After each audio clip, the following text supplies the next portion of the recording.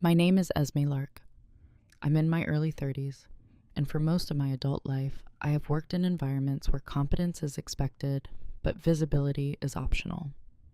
I've always been the kind of woman people describe as steady, not loud, not dramatic, not political, the one who remembers deadlines without reminders, the one who doesn't need applause to function, the woman who doesn't interrupt. Doesn't the woman who doesn't interrupt, doesn't self-promote, doesn't turn every meeting into a performance? People begin to assume you don't have teeth. This story begins the week my name was attached to a company-wide data breach. The email subject line didn't say it outright, but it didn't need to.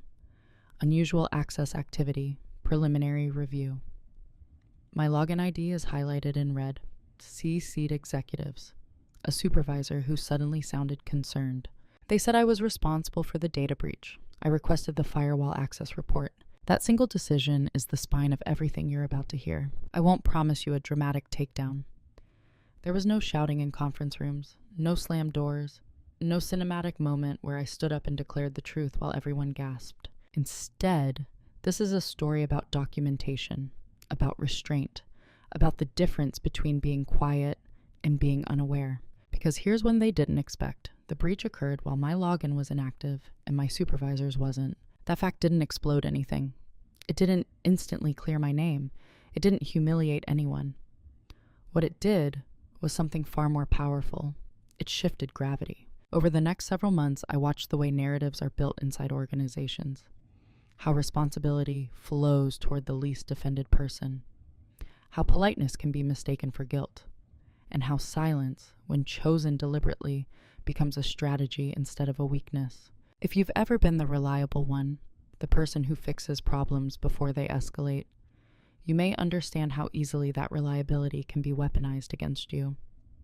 If you've ever felt the subtle chill of being discussed rather than consulted, you may recognize parts of yourself in this story. This isn't about revenge. It's about recalibration. It's about the moment you realize you don't need to shout to shift power. You just need to see clearly. I'm going to tell you exactly what happened. Step by step. No exaggerations, no heroes, no villains, just choices. And maybe, somewhere in this, you'll recognize a quiet moment in your own life where something shifted. Where you stopped absorbing and started observing. Have you ever been blamed for something simply because you were the safest person to blame? To them, I was dependable. Not brilliant, not threatening, not leadership material. Dependable, the kind of word that sounds like a compliment until you notice who it's usually given to. Dependable people get the overflow work. Dependable people stay late without announcing it. Dependable people don't require emotional management. They don't need reassurance. They don't make scenes.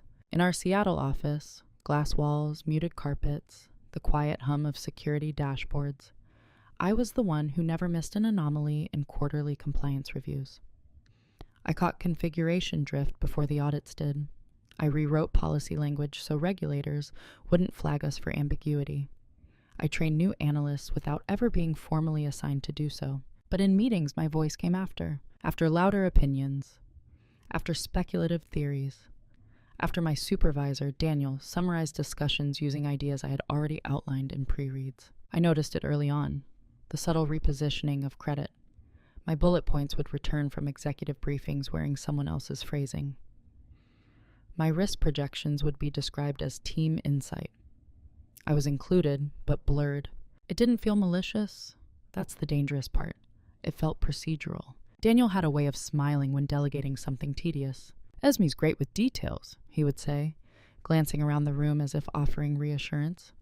She'll make sure nothing slips. And I would nod, because it was true. Nothing did slip.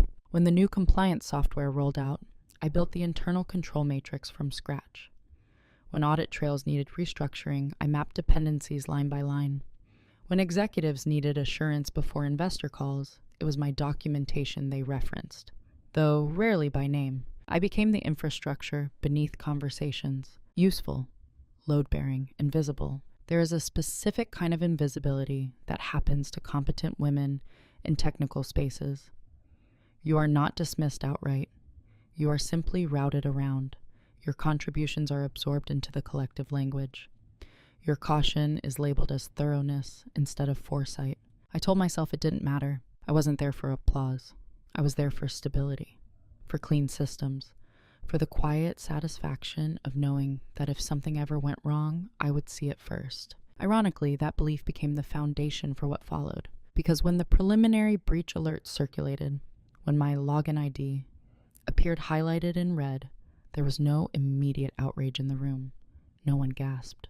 No one defended me instinctively. There was just acceptance. It made sense to them. Of course, it was Esme. She handles firewall permissions. She maintains credential audits. She touches the sensitive architecture. The logic was neat, plausible. Dependable people also make convenient culprits. I remember sitting in that conference room, watching the projection screen display timestamp columns. My name is in one column. Unusual outbound data packet in another.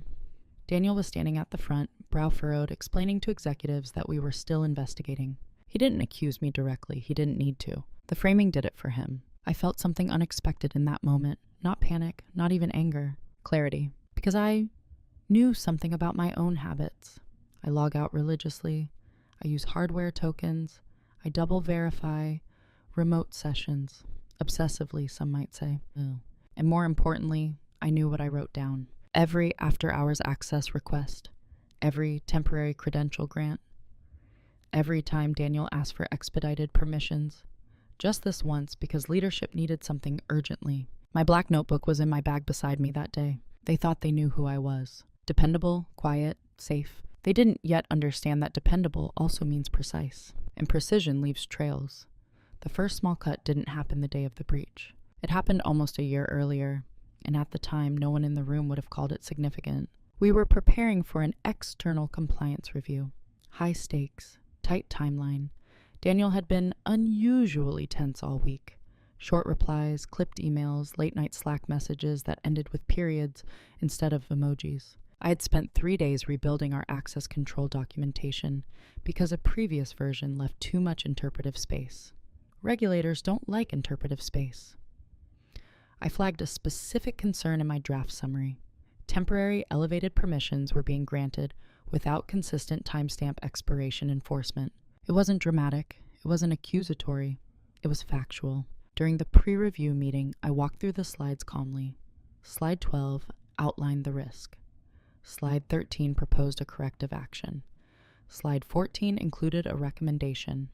Required dual approval for emergency firewall overrides. Daniel nodded while I spoke. No interruptions. When I finished, he clicked to the next slide and said, "One thing we'll want to avoid is overcomplicating emergency access.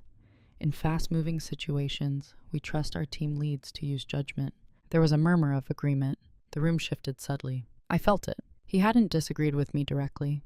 He reframed the concern as overcaution, as procedural heaviness, as something that might slow the company down. I clarified gently, "The recommendation doesn't delay emergency access. It just logs dual validation after activation." He smiled, soft, dismissive.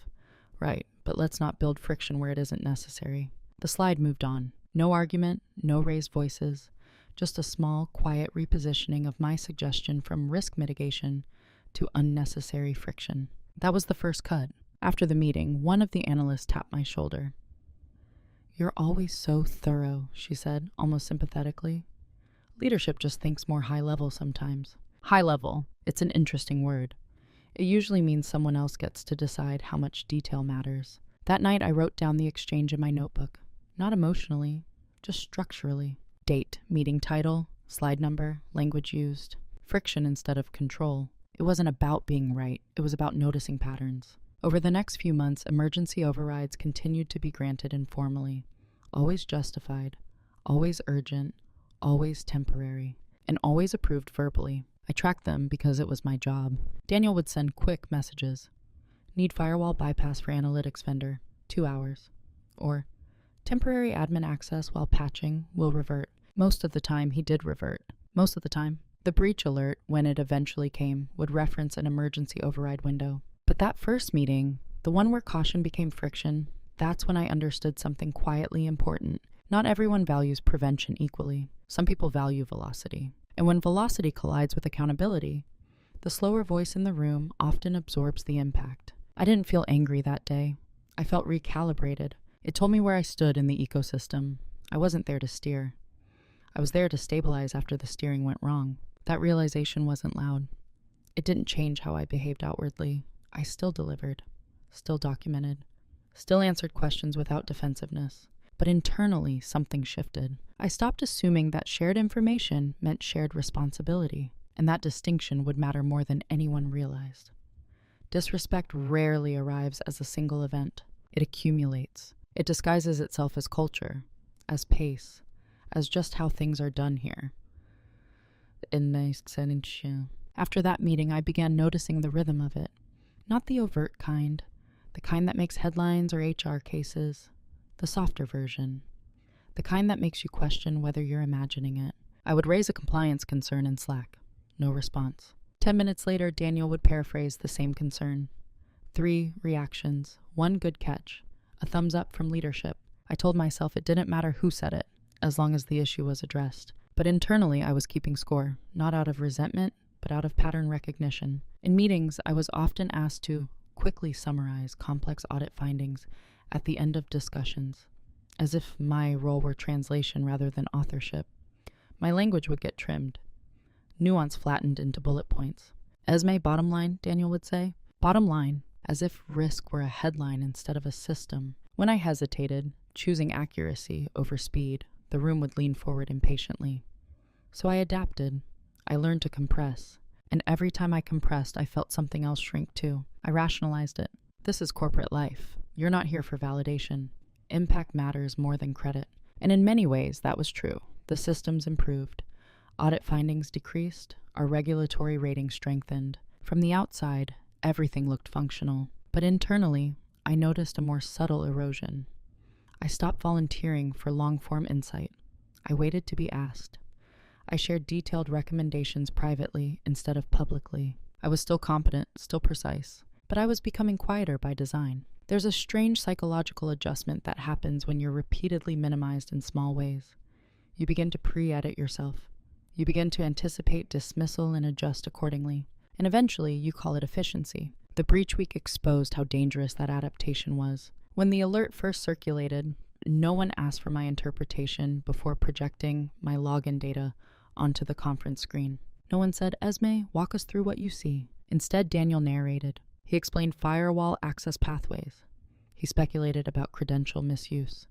He emphasized the seriousness of internal access anomalies. I watched from the end of the table. It struck me that my silence had trained them. They were used to me being the processor, not the narrator, the validator, not the originator. And when a narrative formed that implicated me, there was no instinctive counterbalance in the room.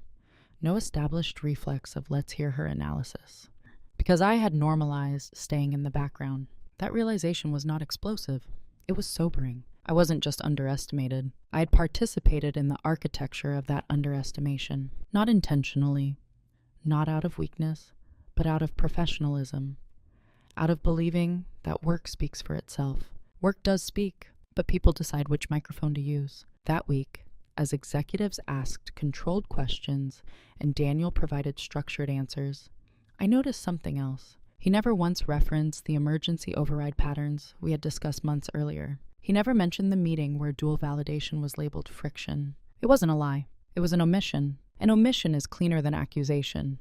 It leaves room for interpretation, including the interpretation that the dependable analyst made a critical mistake. I didn't interrupt that meeting, not because I couldn't, but because, for the first time, I understood that speaking without leverage is just noise, and I wasn't interested in noise anymore. There's a moment when you realize you've been cast in a role you never auditioned for. Not officially, not explicitly, but repeatedly. After the breach alert, the language around me became carefully measured. No direct accusations, no disciplinary tone, just a steady current of implication. Esme, can you walk us through your access protocols? Esme, remind us how credential tokens are managed. Esme, what safeguards were in place on your end? On your end, it's subtle phrasing. It suggests containment. It implies a boundary where responsibility resides. I answered every question calmly. I described multi-factor authentication. I outlined hardware token usage. I explained autolog timeouts and session logs. No defensiveness, no tremor in my voice. But internally, I was observing something structural. I had been assigned the role of responsible technician, the one close enough to the system to plausibly cause harm. The one meticulous enough that any deviation would look like an oversight rather than intent. The one unlikely to retaliate publicly. Reliable, useful, contained. Daniel, meanwhile, was positioned as concern leader. He spoke in broad strokes. "We're taking this seriously," he reassured executives. "Our team is reviewing all angles." He nodded at my explanations as if validating them for others. It wasn't theatrical. It was organizational choreography, and I could see it clearly now. For years, I had accepted being the stabilizer, the one who cleaned up inconsistencies, the one who translated chaos into process.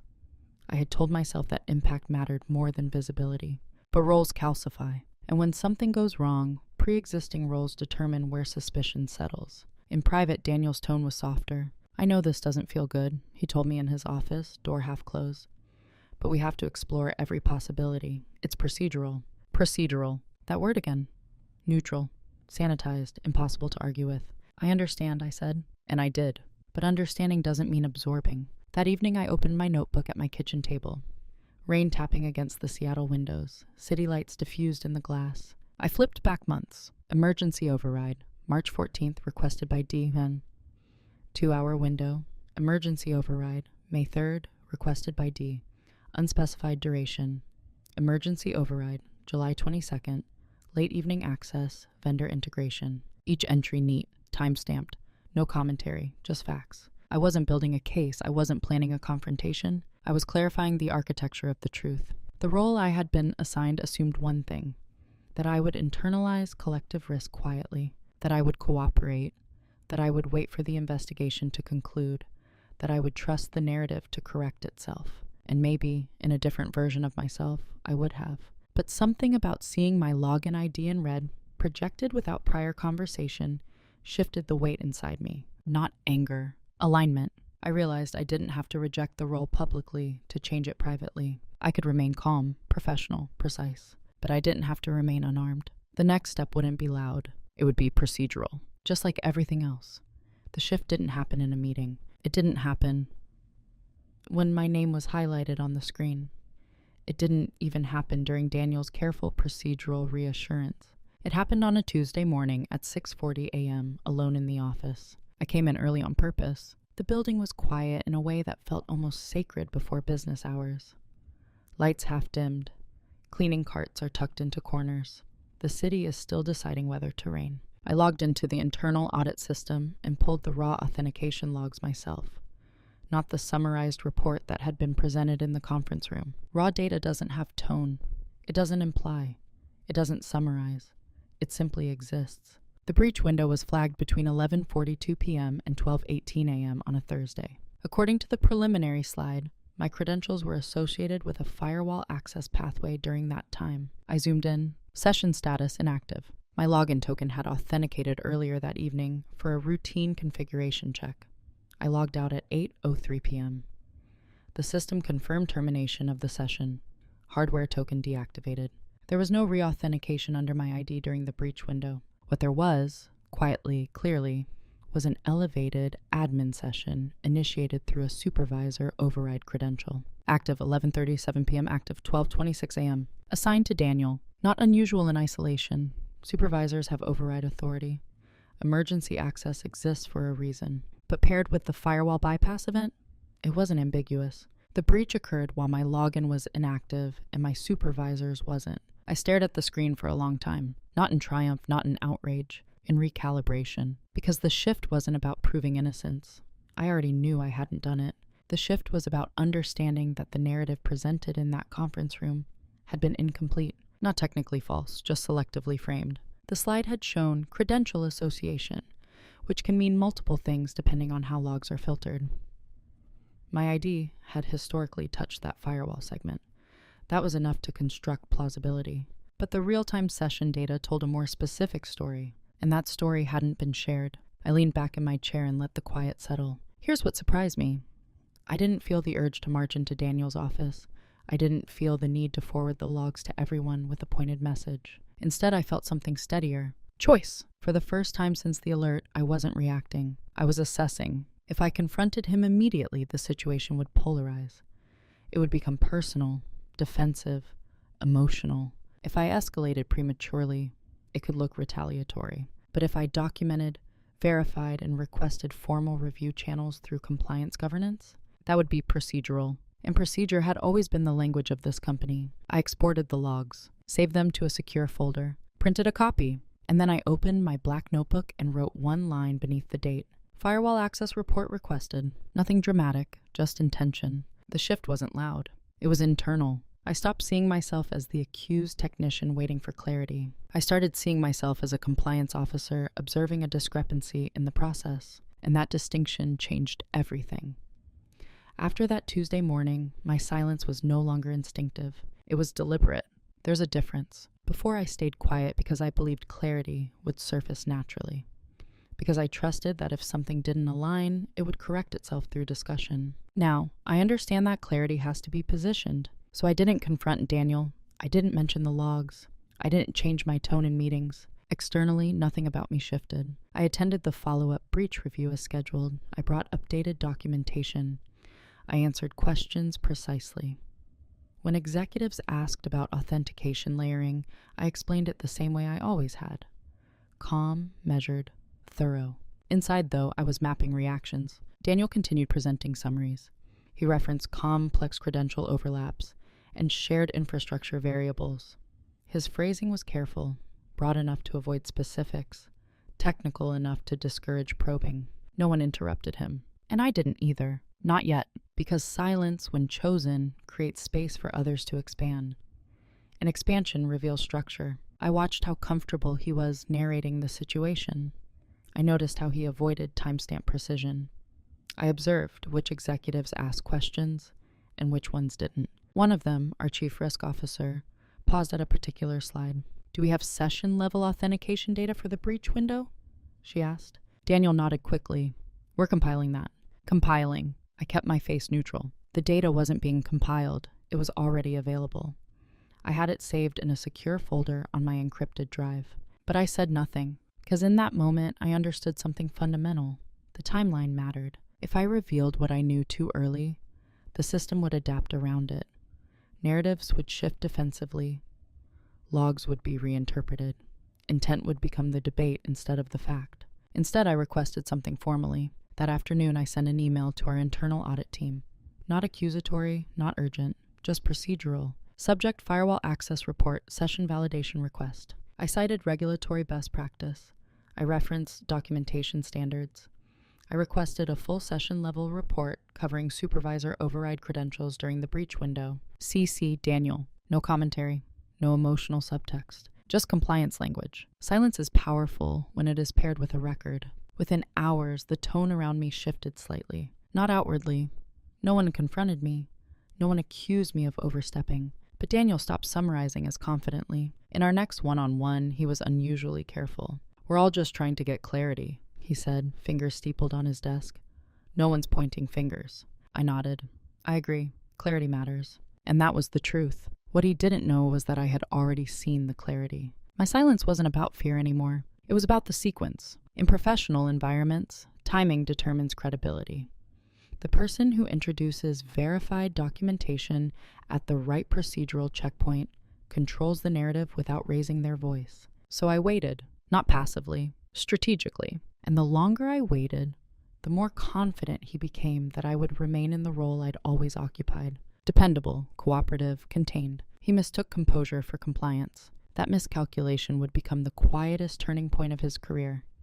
Preparation rarely looks dramatic from the outside. It looks like routine. After I requested the firewall access report formally, nothing exploded. No urgent meetings were called. No one rushed into my office. The company continued operating, which is exactly what I wanted. Because while they were focused on containing reputational risk, I was focused on reconstructing the sequence. Every evening that week, I stayed an hour later than usual. Not conspicuously late, just enough to avoid interruption. I wasn't investigating, I was organizing. There's a difference. I reviewed 6 months of emergency override logs. Not just Daniel's, everyone's. I wanted context, not accusation. Patterns only matter if they're consistent. Here's what they never noticed about me. I don't react quickly, I archive. I pulled access history reports, timestamped them, cross-referenced firewall changes with ticketing system entries, noted where documentation matched behavior and where it didn't. Most entries aligned. But the breach window wasn't the only instance where override duration exceeded the documented timeframe. There were at least 4 previous cases where emergency access remained active beyond its stated expiration. Each one signed off retroactively. Each one was justified as urgent, none catastrophic, until one was. I also reviewed meeting transcripts. Corporate systems automatically store them for governance review. I scanned for language patterns, how risk was described, how urgency was framed. The phrase, "don't slow us down," appeared more often than I expected. Not malicious, cultural. Velocity had prestige. Caution requires explanation. And then there was something more subtle. During the breach week, Daniel had forwarded an internal summary to executives before requesting the full session validation report. The summary referenced my associated credential pathway, but did not specify session inactivity status. Technically accurate, structurally incomplete. That's the thing about leverage. It isn't always explosive information. Sometimes it's the contrast between what was available and what was presented. I printed everything, not to wave around, not to threaten, but because physical paper changes the weight of information.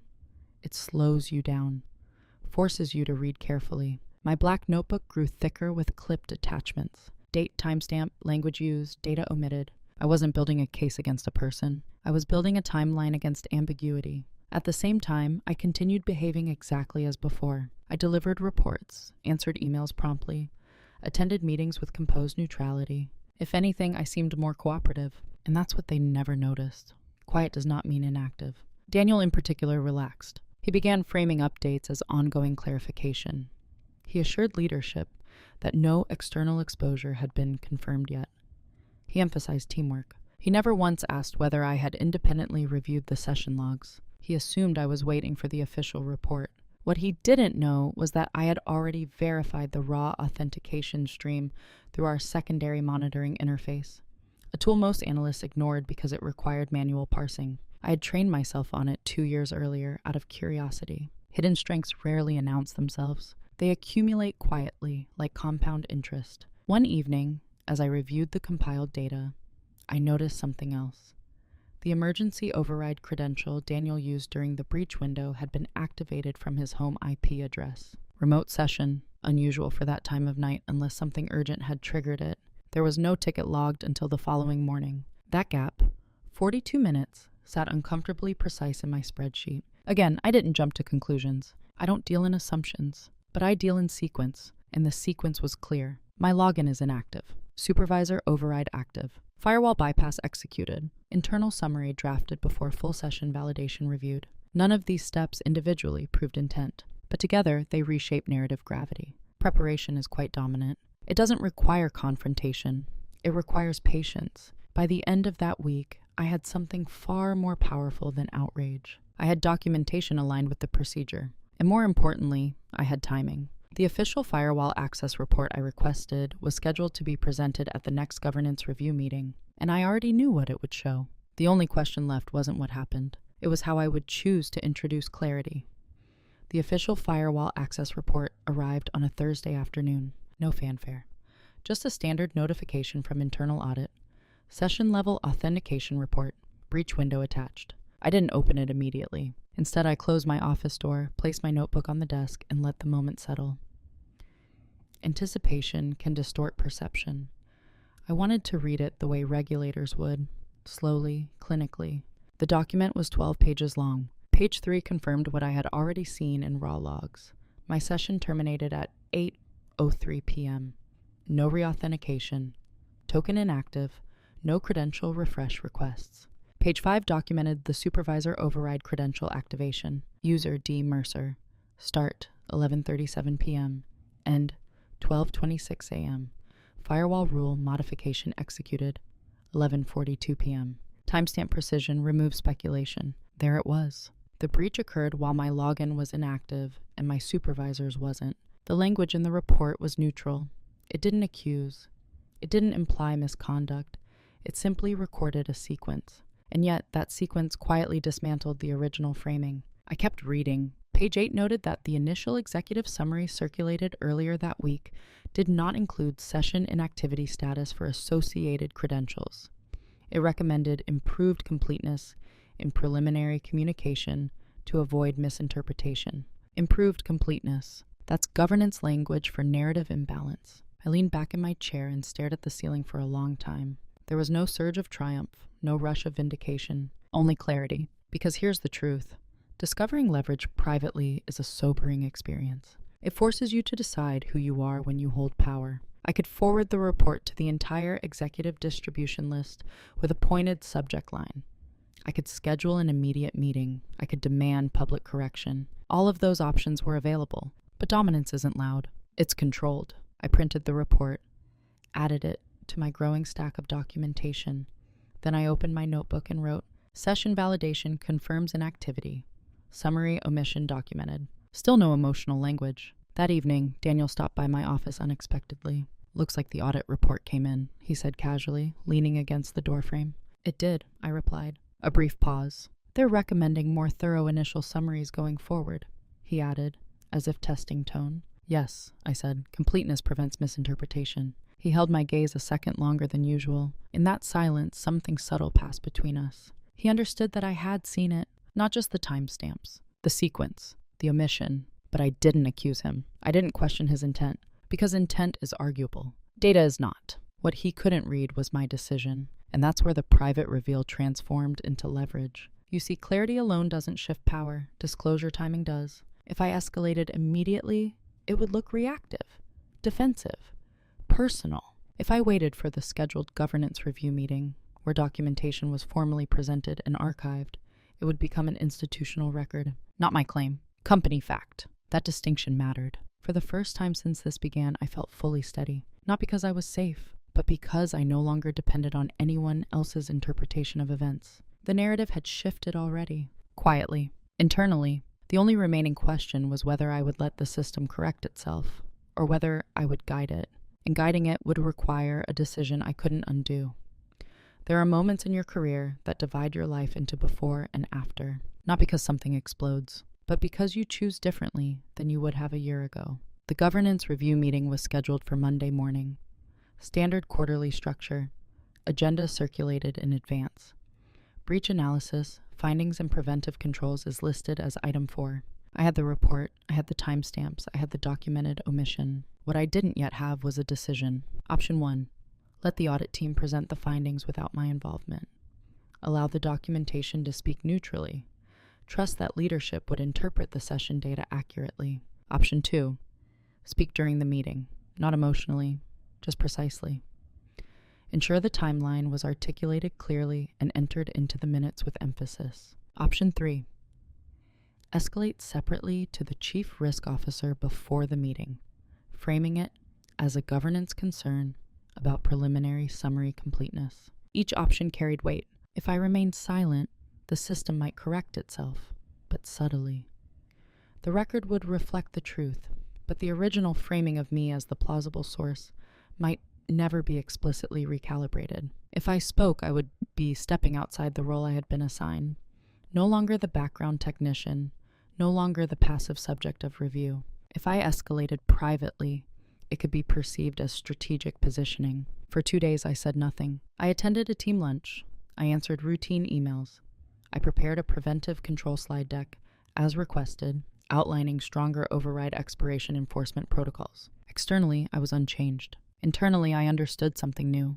Silence is powerful only when it leads somewhere. If you hold clarity and never use it, you aren't strategic. You're avoidant. And I wasn't avoidant. Sunday evening, I sat at my kitchen table again, rain brushing against the windows like it had the week before. I laid out 3 printed documents. The initial executive summary, the full session-level authentication report, the meeting transcript from months earlier, where dual validation was labeled friction. Side by side, they formed a clean sequence. No accusations, no speculation, just structure. And that's when I made the irreversible choice. I wouldn't escalate emotionally. I wouldn't accuse Daniel of intent. I would do something far more definitive. During the governance meeting, when the audit team presented session data, I would request that the minutes explicitly reflect the authentication and activity status associated with my credentials during the breach window. Not as defense, as a correction of the record. That single action would formalize the truth. Once it entered official governance minutes, it couldn't be reframed quietly later.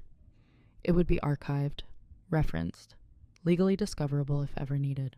Procedural, institutional, permanent. It was subtle enough to appear cooperative, but strong enough to redraw the narrative boundary. I wasn't choosing confrontation. I was choosing documentation in daylight. And once you introduce daylight into a controlled narrative, you can't dim it again without everyone noticing. I closed my notebook and wrote one final line beneath the date, clarifying the record. After that, there was no going back to the version of me who absorbed implication without recalibration. The meeting would determine more than responsibility. It would redefine who I was allowed to be in that room.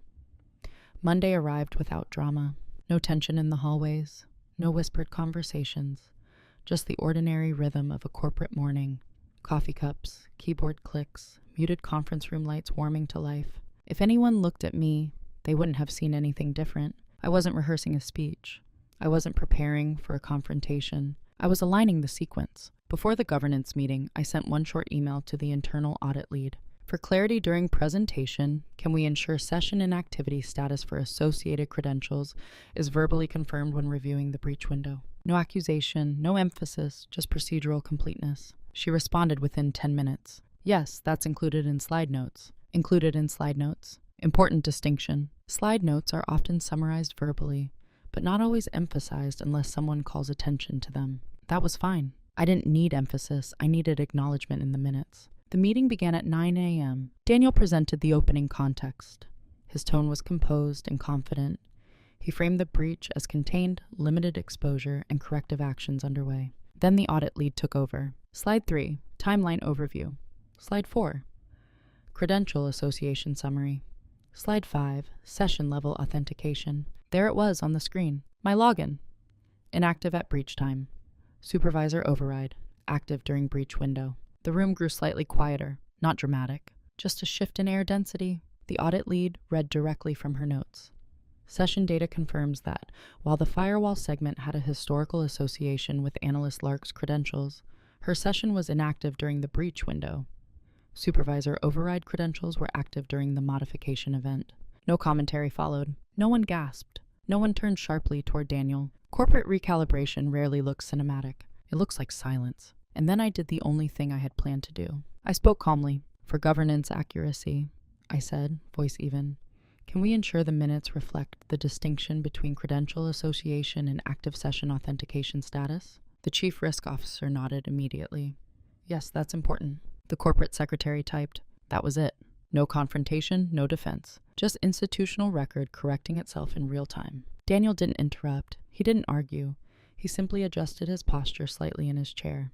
The rest of the meeting moved forward. Preventive controls, updated override expiration enforcement, and dual validation process adoption. Interestingly, the very control once labeled friction was now categorized as strengthened governance. Language evolves quickly when documentation exists. After the meeting, no one approached me dramatically, but something subtle had shifted in how people addressed me. Questions were directed, not filtered. Esme, can you elaborate? Esme, what's your recommendation here? Not as a technician, as an authority. And Daniel? He was quieter. Not defensive, not hostile, just measured. Because here's the truth. When correction enters the official record, hierarchy recalibrates silently. No one had accused him of wrongdoing, but the implied narrative that had once hovered around me dissolved. And without that gravity, the room felt different. Moving in silence doesn't mean doing nothing. It means acting in ways that leave structure intact while altering its balance. By the end of that week, the breach discussion had shifted entirely towards systemic improvements. My name was no longer attached to speculation. It was attached to policy refinement, and that's the kind of shift that doesn't reverse. Consequences rarely arrive with noise. They settle in. After the governance meeting, nothing exploded. There were no disciplinary announcements, no abrupt leadership reshuffles, no dramatic exits. But the ecosystem had shifted. You could feel it in small things. Daniel stopped speaking for me in meetings. That may sound minor, but in corporate dynamics, it's significant. Previously, he would summarize my points, translate them upward, and filter them through his tone. Now, when a technical clarification was needed, eyes turned directly toward me. Esme, what's your assessment? Esme, can you walk us through the risk exposure? It wasn't louder. It was cleaner. Authority, once redirected, doesn't return easily. I also noticed something else. The email language changed. Before the breach, I was often CC'd. After the governance correction, I was included in direct threads, especially those involving override controls and access governance. The chief risk officer began forwarding compliance queries to me first, not Daniel. Subtle, institutional, permanent. And then there was the shift in tone around Daniel himself. No accusations were made against him. The report hadn't alleged misconduct. It had simply clarified sequence. But credibility isn't only about innocence. It's about completeness. In the following weeks, he became more cautious in executive summaries, more precise with language, less confident when speaking broadly about technical specifics. He began double-checking statements before meetings, not because he was guilty, because he understood that omission had been noticed. That realization carries weight. In our one-on-one sessions, his demeanor changed as well. There was less paternal reassurance, less "I'll handle the big picture" framing. Instead, conversations became more balanced.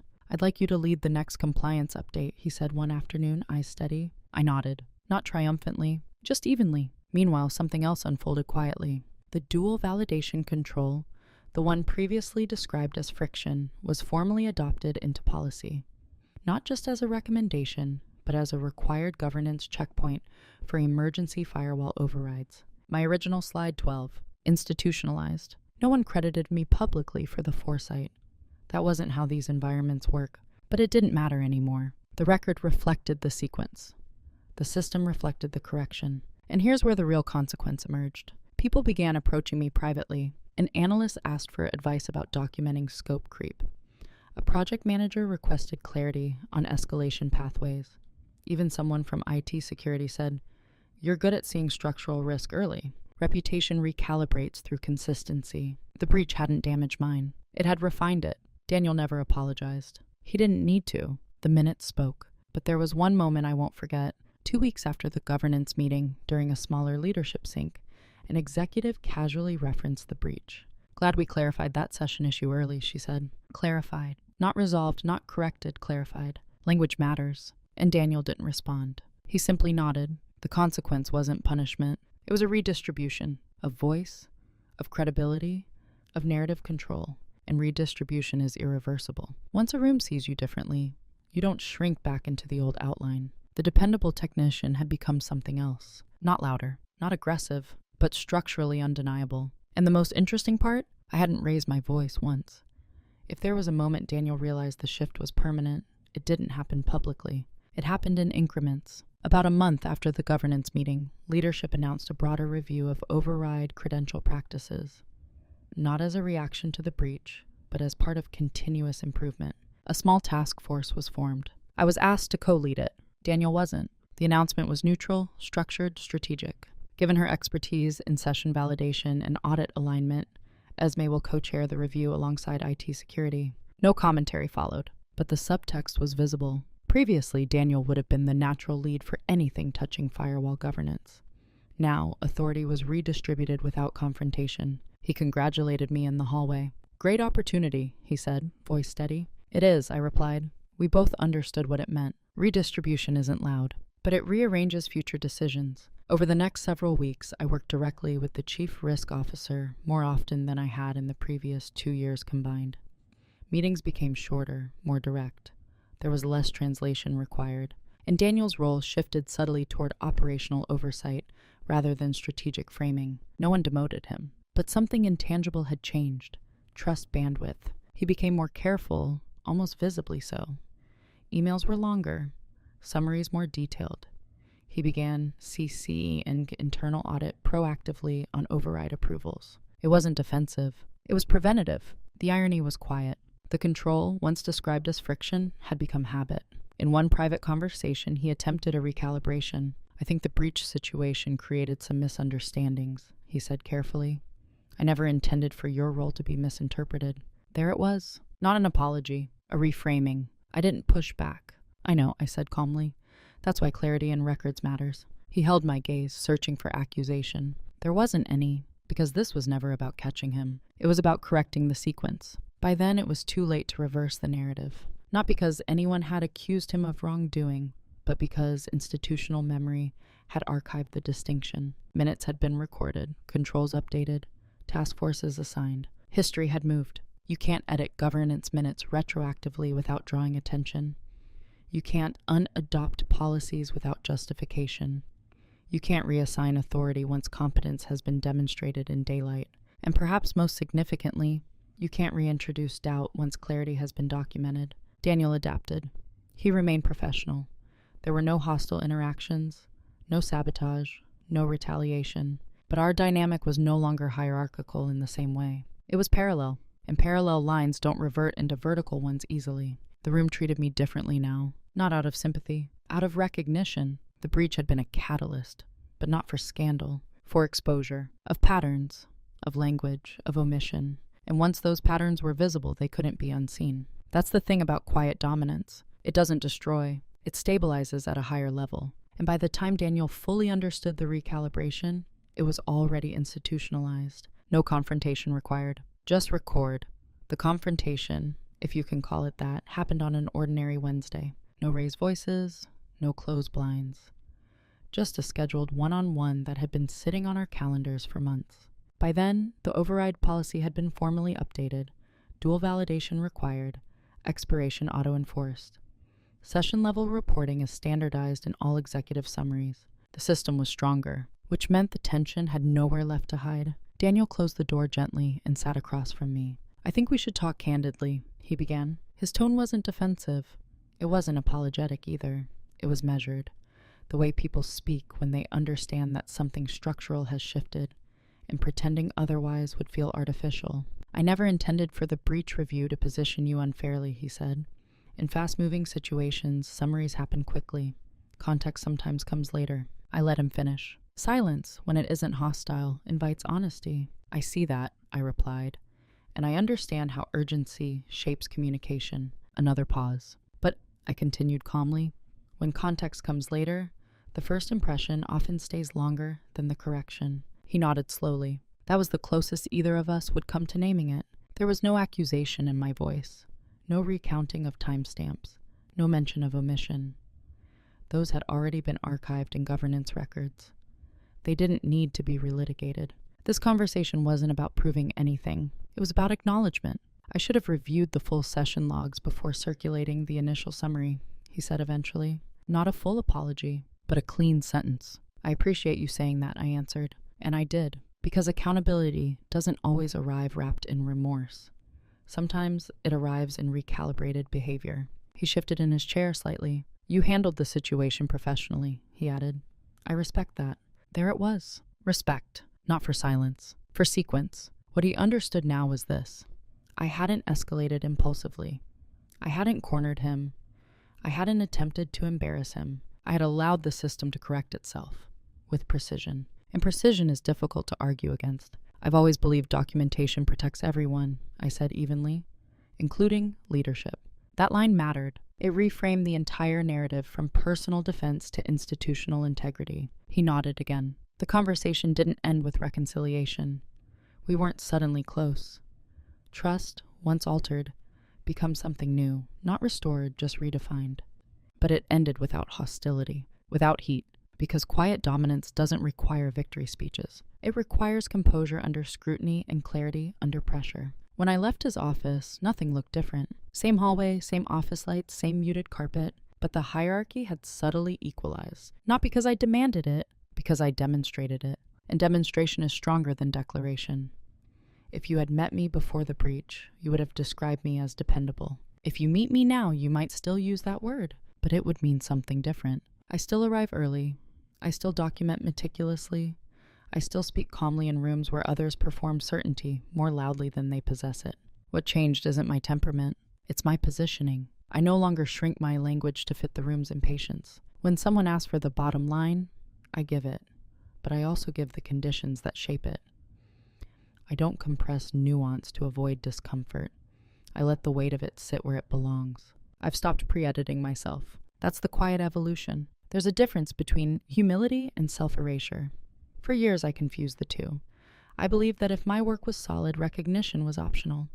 That if I remained neutral, fairness would follow. But neutrality without visibility invites misinterpretation. Now, I don't chase visibility. I anchor it. When I present, I reference data directly.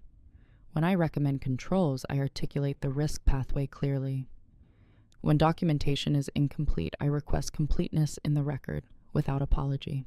There's no edge in my tone, no resentment, because bitterness requires emotional investment in other people's perceptions, and I no longer carry that. Daniel and I work in parallel now, respectful, professional, balanced. He consults me more often. He verifies more thoroughly, not out of fear, but because the culture shifted slightly after the breach. Documentation became less negotiable, precision became less friction, and more standard. The system matured, and so did I. I've also noticed something subtle in myself. I don't feel the need to prove innocence anymore, not because I expect to be accused again, but because I understand how narratives form. If one ever forms around me in the future, I know what to do. Observe, verify, document, clarify in the record. There's power in knowing you can withstand misinterpretation without unraveling. The breach wasn't a scandal in my career. It was a calibration point. It taught me that silence is not the absence of strength. It's a container. And what you place inside it determines whether it becomes suppression or strategy. I no longer confuse being underestimated with being powerless. Sometimes underestimation is space. Space to prepare, space to align, space to choose timing. And when timing is chosen well, you don't need spectacle. You need structure. That's who I am now. Still calm, still precise, but unmistakably present. When people hear the phrase data breach, they imagine chaos. When they hear false blame, they imagine confrontation. But this story wasn't about chaos or confrontation. It was about the sequence. They said I was responsible for the data breach. I requested the firewall access report. That request changed everything. Not because it exposed a villain, not because it humiliated anyone, not because it created a dramatic reversal. It changed everything because it shifted the conversation from implication to documentation. And documentation is neutral ground. The breach occurred while my login was inactive and my supervisor's wasn't. That sentence could have been delivered with anger. It could have been weaponized. It could have been used to embarrass. Instead, it was entered into the minutes, calmly, permanently. Here's what I learned. Being quiet is not the same as being weak. Being composed is not the same as being unaware. And being underestimated is sometimes the most strategic position in the room, if you recognize it early enough. The real power in this story wasn't exposure. It was a restraint. It was choosing the moment when the truth would carry the most structural weight. There will always be rooms where the calmest person is mistaken for the safest target. There will always be environments where urgency is valued more than caution, and summaries move faster than verification. But you don't have to match volume to correct a narrative. You only have to understand timing. If you've ever been blamed because you were the easiest person to blame. If you've ever watched a room accept an incomplete story because it was convenient. If you've ever felt that subtle chill of implication without evidence, ask yourself this: did you react or did you document? Because sometimes the strongest move isn't defending yourself in the moment. It's ensuring that when the record is written, it reflects the truth. And once the truth is in record, it doesn't need a raised voice. It stands on its own. I'm curious, if you were in that room, would you have spoken immediately? Or waited for the right moment to let the documentation speak for you?